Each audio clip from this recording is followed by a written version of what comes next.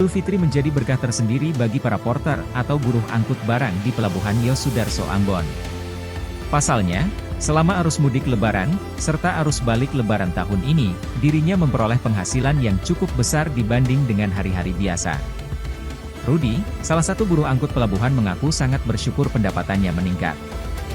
Dijelaskan, saat musim arus mudik seperti ini, Rudi bahkan bisa mengangkat barang penumpang 3-5 orang per hari. Lanjutnya, jika pada hari biasa Rudi hanya bisa mengantongi pendapatan 100 hingga 200 ribu rupiah. Kini pendapatannya bisa 2 kali lipat atau lebih.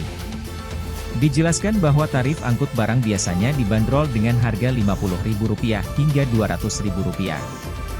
Dia mengaku, apapun pekerjaannya asalkan halal, akan dijalaninya guna menghidupi keluarga, pasalnya tidak sedikit yang menganggap sebelah mata pekerjaan yang digelutinya itu.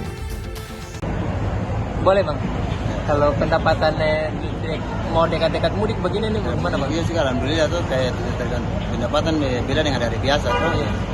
Kalau hari-hari biasa, iya kadang dapat juga iya makanya iya kadang juga ada dapat kadang seng lah itu kalau hari biasa.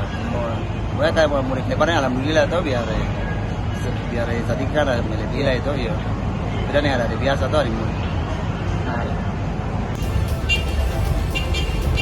Download Tribun X sekarang, menghadirkan lokal menjadi Indonesia.